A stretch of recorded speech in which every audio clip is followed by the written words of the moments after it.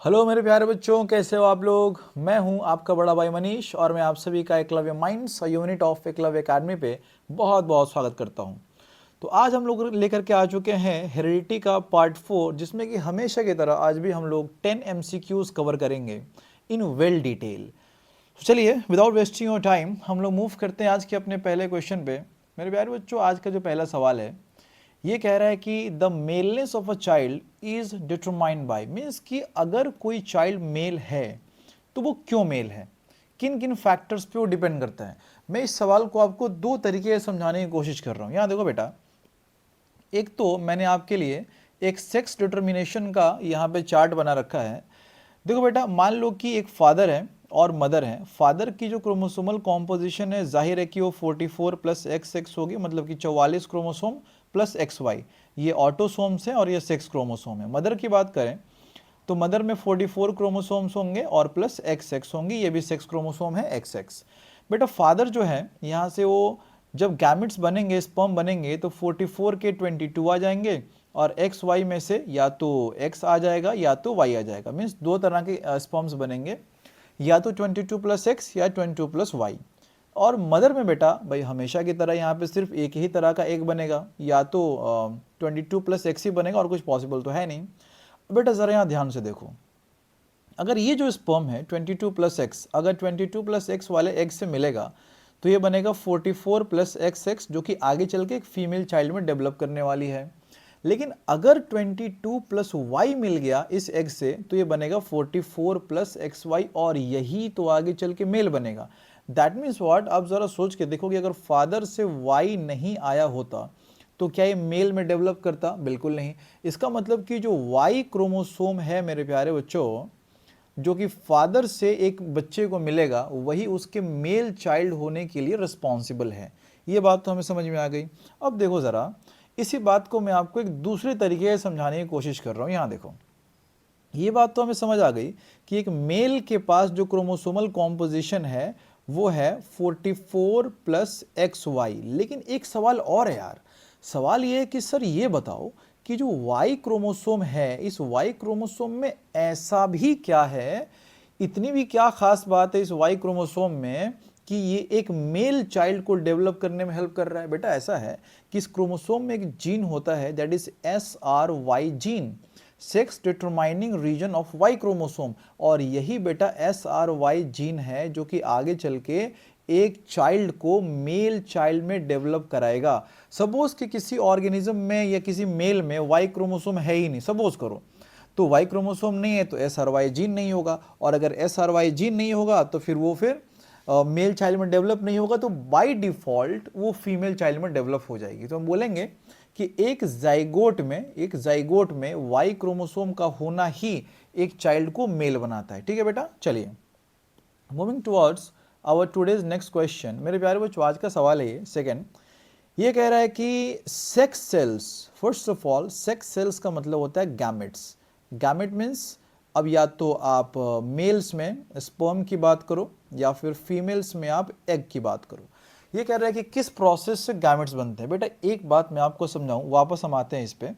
अब बेटा इसको बड़े गौर से देखो कि फादर ने जब स्पर्म बनाया तो क्रोमोसोमल कॉम्पोजिशन हाफ हो गई है ना। यहाँ 44 प्लस एक्स वाई था, यहाँ पे 22 प्लस आइदर एक्स या फिर वाई।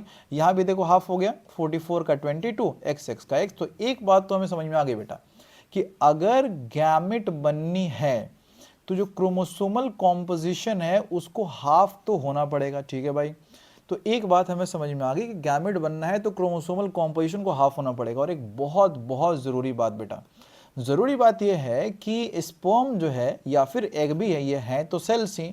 और नए सेल्स कैसे बनते हैं बेटा, हम सब जानते हैं पुराने सेल से।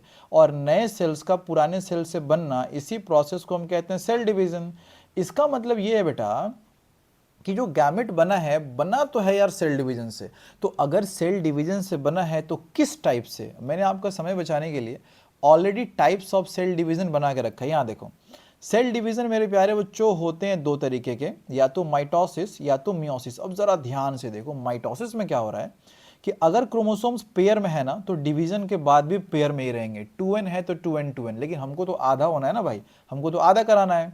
मियोसिस में सही है यार। मियोसिस में देखो कि यहाँ पे क्रोमोसोम शुरू में पेयर में है, 2n है, लेकिन अल्टीमेटली मियोसिस 1 मियोसिस 2 होने के बाद लास्ट में हमारे पास क्रोमोसोम्स हो गए हाफ। इसका मतलब कि मियोसिस ही वो टाइप ऑफ सेल डिवीजन है जिससे कि गैमेट्स बनना पॉसिबल है। तो मेरे प्यारे बच्चों, यहाँ पे हमारा कौन सा सही ऑप्शन होगा बेटा? Option number B, meiosis. ठीक है बेटा, चलिए moving towards our today's next question. ये कह रहा है कि what is the physical expression of a gene called. मतलब कि अगर एक आपके पास जीन है, सपोज हमारे पास एक जीनोटाइप है बेटा, capital T small T, suppose कि पी प्लांट की ये बात हो रही है। आप मेरे को बताओ कि ये प्लांट दिखने में कैसा होगा? जाहिर सी बात है, यू नो दैट कि ये प्लांट होने वाला टॉल। तो कैपिटल टी स्मॉल टी जो कि जीनोटाइप है, जब ये एक्सप्रेस हो गया तो फिर ये हमें टॉल नजर आने लगा। तो यही तो सवाल है कि जो फिजिकल एक्सप्रेशन है, जो हमें नजर आता है बाहर से, उसे क्या कहते हैं? उसे कहते हैं बेटा हम लोग फिनोटाइप। ये है जीनोटाइप, ये फिनोटाइप। लेकिन मेरे प्यारे बच्चों, आइए आपको एक गहराई वाली बात बताता हूं मैं। जैसे आपको आज की क्लास में मैं आपको ब्लड ग्रुप के बारे में समझाऊंगा। सपोज कि कोई अलील है आई ए एंड आई ओ। हालांकि आपको कम समझ आ रहा होगा अगर आपने पहले नहीं पढ़ा है तो, लेकिन इसका जो ब्लड ग्रुप है ना बेटा, इसका ब्लड ग्रुप होता है, इसका ब्लड ग्रुप होता है ए। अब मेरे प्यारे बच्चों, आपका ये सवाल हो सकता है कि सर आपने तो कहा कि फिनोटाइप मींस जो बाहर से दिखता है, तो ब्लड ग्रुप ए कहाँ बाहर से नजर आता है? वो तो हमें चेक करवाना पड़ता है। इसीलिए बहुत गहरी बात है। अगर कोई ये कह रहा है कि फिनोटाइप का मतलब ये है कि जो बाहर से नजर आ रहा है, तो बेटा वो बात पूरी तरह सही नहीं है। फिनोटाइप मींस जो ऑब्जर्वेबल कैरेक्टर है। ऑब्जर्वेबल कैरेक्टर जरूरी ये नहीं कि आपको बाहर से नजर आए, वो मेजरेबल भी हो सकता है, वो पता लगाया जा सकता है बेटा। ठीक है बेटा, so option number B is our correct answer. Phenotype is the observable character या physical expression of a gene. चलिए moving towards our today's next question. ये सवाल हमसे कह रहे हैं भाई कि इनमें से कौन है जो कि जेनेटिक इंफॉर्मेशन को कैरी करता है? बेटा जो जेनेटिक इंफॉर्मेशन को कैरी करता है मेरे प्यारे बच्चों, उससे हम लोग कहते हैं जेनेटिक मेटेरियल। और ज़्यादातर ऑर्गेनिजम्स में जो जेनेटिक मेटेरियल है वो है डीएनए। मैं, आपने मेरी बात को ध्यान दिया, मैंने क्या कहा? मैंने कहा कि ज़्यादातर मोस्ट ऑफ द ऑर्गेनिजम्स में जो जेनेटिक मेटेरियल है वो डीएनए है। बट कुछ ऑर्गेनिजम्स में लाइक वायरसेस में आरएनए भी होता है। बट चूंकि कुछ इसने कहा नहीं है तो हम मोस्ट ऑफ द लेके चलेंगे। ठीक है बेटा, चलिए मेरे प्यारे बच्चों, moving towards our today's next question. ये सवाल है कि दो पेरेंट्स को क्रॉस कराया गया तो जो ऑफस्प्रिंग्स होंगे उन्हें क्या बोलेंगे? बेटा हमने पहले भी ये पढ़ रखा है मेंडल का क्रॉस, कि जब पेरेंट्स को आप क्रॉस कराते हैं तो उनके क्रॉसिंग से जो हमें जो जनरेशन मिलेगा उसे बोलेंगे F1 जनरेशन। फिर आप जो F1 को क्रॉस कराओगे हमें मिलेगा F2 जनरेशन। इसने कहा है कि पेरेंट्स को क्रॉस कराए तो हमें मिलेगा F1 generation. So option number C is our correct answer. चलो बेटा, moving towards our today's next question. ये कह रहा है बेटा कि in order to ensure that he had pure breeding plants for his experiments, Mendel ने क्या किया? बहुत शानदार सवाल है। जैसे देखो बेटा, मैं आपको समझा रहा हूँ। आपने जरूर पढ़ा होगा कि मेंडल ने कैपिटल टी को क्रॉस कराया स्मॉल टी से।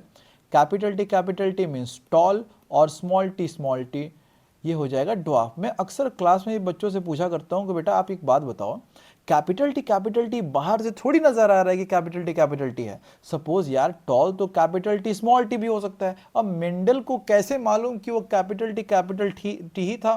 वो तो कैपिटल टी स्मॉल टी भी हो सकता है। और मोस्ट ऑफ द केसेस में बच्चे मेरे को जवाब नहीं दे पाते, इसीलिए मैंने एक क्वेश्चन यहाँ पे डाला हुआ है। देखो बेटा, इसका मैं आपको जवाब दे रहा हूँ। उसका तरीका ये है ना, आप एक काम करो, आप एक टॉल प्लांट को एक टॉल प्लांट से क्रॉस कराओ।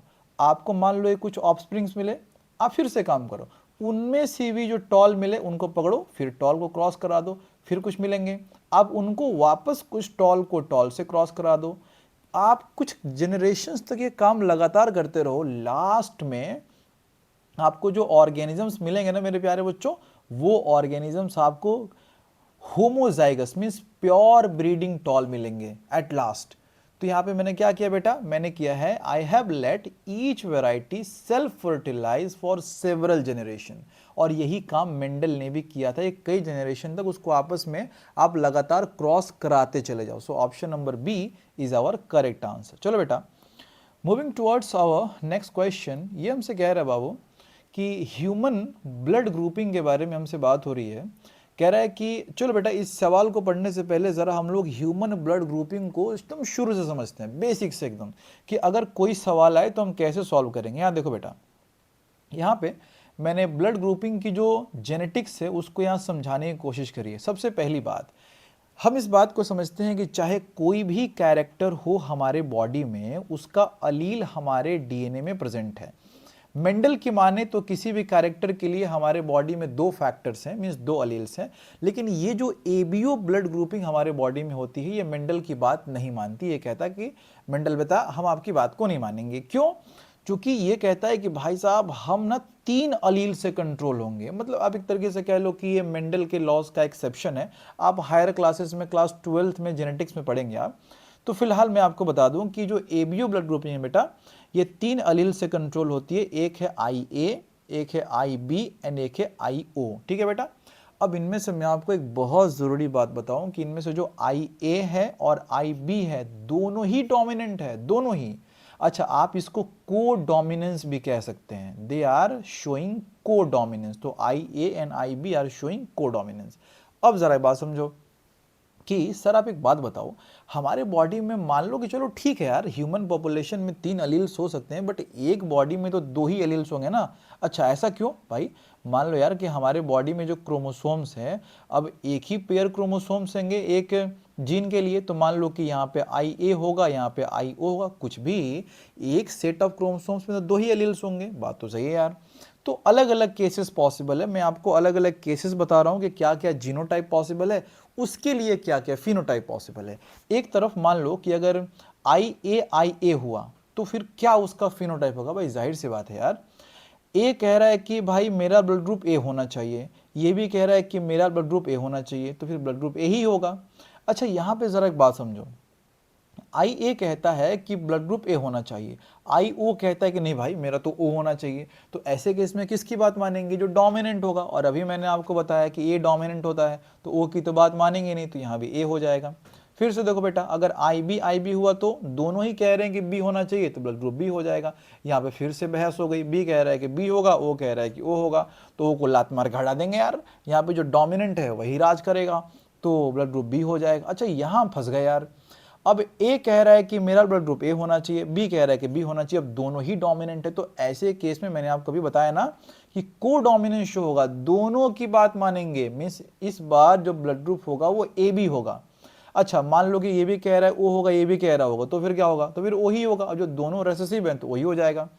तो ब्लड ग्रुपिंग के लिए हमारे बॉडी में जो जीनोटाइप है बेटा, वो जीनोटाइप 6 तरह के हो सकते हैं, लेकिन फिनोटाइप होंगे सिर्फ 4 तरह के, या तो A, या तो B, या तो AB, या तो O। अब आइए अपने सवाल पे आते हैं। मेरे प्यारे बच्चों, हमारे पास सवाल ये था बेटा कि जो AB ब्लड ग्रुप है, AB, उनमें जो हमारे बॉडी में प्रोटीन्स बनते हैं A और B, वो किस तरह की जेनेटिक्स शो करते हैं? अभी मैंने आपको बताया कि वो दोनों को डोमिनेंस शो करते हैं। सो ऑप्शन नंबर सी कह रहा है कि वो को डोमिनेंट ट्रेट है। So option number C is our correct answer. चलिए बेटा, नेक्स्ट क्वेश्चन नंबर 8। बेटा बड़ा ही शानदार सवाल है बेटा, बात समझो। ये कह रहा है कि एक प्रेग्नेंट वुमन है, एक माँ बनने वाली है, ये कह रहा है कि जेनेटिक्स इनकी ऐसी है और इनके हस्बैंड की जेनेटिक्स ऐसी है कि जो बच्चा होने वाला है ना, या तो उसका ब्लड ग्रुप ए होगा या तो ए बी होगा। बात को समझो, मतलब कि मान लो कि बच्चा, इसका कुछ नाम रख लेते हैं, सपोज इसका नाम रख लेते हैं कि ये बच्ची होने वाली, इसका नाम है रिंकी। ठीक है बेटा। अब ये है रिंकी की मम्मी और ये है रिंकिया के पापा। ठीक है बेटा, ये है रिंकिया के पापा। ये प्यारे बच्चों पॉलिटिशियन है, खैर ज़्यादा नहीं बोलूँगा मैं। तो ये रिंकिया के पापा की कुछ जेनेटिक्स है और रिंकी की मम्मी की कुछ जेनेटिक्स है। अब मामला ऐसा है कि जो रिंकी हैं, इनका ब्लड ग्रुप या तो ए होने वाला है या तो इनका ब्लड ग्रुप ए बी होने वाला, और दोनों होने के बराबर चांसेस है, 50% ए होने के, 50% बी होने के। तो इन चारों ऑप्शन में से कौन सा ऑप्शन सही है? अब बेटा मैंने आपका समय बचाने के लिए ऑलरेडी इन चारों ऑप्शंस का क्रॉस कराया हुआ है कि एक तरफ रिंकी की मम्मी, एक तरफ रिंकी के पापा। अब हम देख लेते हैं कि किन में पॉसिबल है कि ब्लड ग्रुप ए और ए बी दोनों 50% हो। तो आओ बेटा, विदाउट वेस्टिंग योर टाइम मैं आपको इन चारों क्रॉसेस पे लेके आता हूँ। खुद आप वीडियो पॉज करके देखो बेटा, इन चारों क्रॉसेस में कौन सा ऐसा क्रॉस है जिसमें कि ए और ए बी दोनों में 50% होने के चांसेस है रिंकी के। अब जाहिर सी बात है यार, आपने नहीं देखा होगा, आपको मैं अच्छे से जानता हूँ। अब यहाँ पे ध्यान से देखो ऑप्शन नंबर ए को, कि जो रिंकी की मम्मी हैं इनका जीनोटाइप आई ए मान लेते हैं, और इन्होंने बोला रिंकिया के पापा को भाई आइए, और इनके जो पापा हैं, सॉरी इनके पापा नहीं, रिंकी के पापा, ये है IBIO। अब ज़रा ध्यान से देखो, ये गैमेट बनाएंगी IA, लेकिन ये बनाएंगे दो तरह के, कौन कौन से, या तो IB या तो IO, और जब दोनों का फर्टिलाइजेशन होगा तो यहाँ पे या तो IA-IB बनेगा या तो IA-IO बनेगा। दैट मीन्स कि या तो ब्लड ग्रुप AB होगा या तो ब्लड ग्रुप A होगा, और ये बिल्कुल 50-50% चांसेस हैं दोनों के, या तो AB होने के या तो A होने के। बाकी किसी भी ऑप्शन में देख लो, ऑप्शन नंबर B में देखो, यहाँ पे A भी बन रहा है, A भी बन रहा है, B बन रहा है, तो फिर कैसे पॉसिबल है? हमें तो सिर्फ A और AB चाहिए। अगले केस में देखो, यहाँ पे AB भी है, A भी है, B भी है, O भी है, सारे हो गए यहाँ पे। बाकियों में देखो, यहाँ भी A है, A भी है, B है, तो सिर्फ A ही ऐसा ऑप्शन है जो कह रहा है कि रिंकी का जो ब्लड ग्रुप है वो या तो AB होगा या तो A होगा, और दोनों के 50% चांसेस हैं। सो मेरे प्यारे बच्चों, यहाँ पे अपने पास जो ब्लड ग्रुप A है, सॉरी जो ऑप्शन नंबर A है, this is our correct option. चलिए मेरे प्यारे बच्चों, पहुंच चुके हैं हम लोग आज के अपने सेकंड लास्ट क्वेश्चन पे। ये भी उतना ही शानदार सवाल है मेरे प्यारे बच्चों। ये कह रहा है कि दो प्लांट्स को आपस में क्रॉस कराया गया, एक उनमें से प्लांट था प्योर राउंड और एक था प्योर रिंकल्ड, इन दोनों को क्रॉस कराया गया। Of course you know that कि pure round is capital R, wrinkled is small r। इससे हमें मिले होंगे F1 जनरेशन, फिर F1 जनरेशन में से किसी दो को मिला के क्रॉस कराया गया, फिर जाहिर सी बात है हमें मिला होगा F2 जनरेशन। अब देखो बेटा, ये कह रहा है ना कि जो F2 जनरेशन मिला उनमें हमें प्लांट्स मिले हैं 7524। अब बेटा सुविधा के लिए चलो यार हम इसे लगभग 8000 मान लेंगे। अब कैलकुलेशन में समझ रहा हूं कि आपकी भी स्थिति खराब ही होगी, तो मान लेते चलो यार कि 8000 हमारे पास ये F2 में प्लांट्स मिले। अब ये कह रहा है कि आप मेरे को ये बताओ कि जो F2 में आपको 8000 ये लगभग 7524 जो प्लांट्स मिले, इनमें से राउंड कितने होंगे। अब देखो मैंने क्या किया है ना, यहाँ पे आपका समय बचाने के लिए क्रॉस ऑलरेडी बना के रखा है बेटा। देखो कितना मेहनत किया मैंने, यहाँ पे मैंने क्रॉस कराया पेरेंट्स को, राउंड को और रिंकल्ड को, और यहाँ पे मेरे को जो F1 जनरेशन में प्लांट्स मिलेंगे वो सारे राउंड मिलेंगे, कैपिटल R स्मॉल r, यहाँ पे कैपिटल R स्मॉल r। फिर मैंने F1 को, ये है बेटा F1 जनरेशन, मैंने F1 को क्रॉस कराया तो यहाँ पे मेरे को मिला F2 जनरेशन। अब ज़रा ध्यान से देखो बेटा, F2 जनरेशन में अगर 4 प्लांट्स लें तो 4 में से 3 राउंड हैं और एक रिंकल्ड है, तो आप ज़रा कैलकुलेशन करके बताओ कि कितना परसेंट राउंड हुए भाई। मेरे प्यारे बच्चों 75% राउंड हुए, मतलब कि F2 में जितने भी प्लांट्स आपको मिलेंगे उनमें से 75% के राउंड होने के चांसेस हैं। सो मेरे प्यारे बच्चों आ जाओ ज़रा यहाँ पे वापस। इसने कहा कि हमें लगभग 8000 प्लांट्स मिले F2 में। अब बेटा आप मेरे को बताओ कि 75% ऑफ 8000 लगभग कितने हो गए बेटा।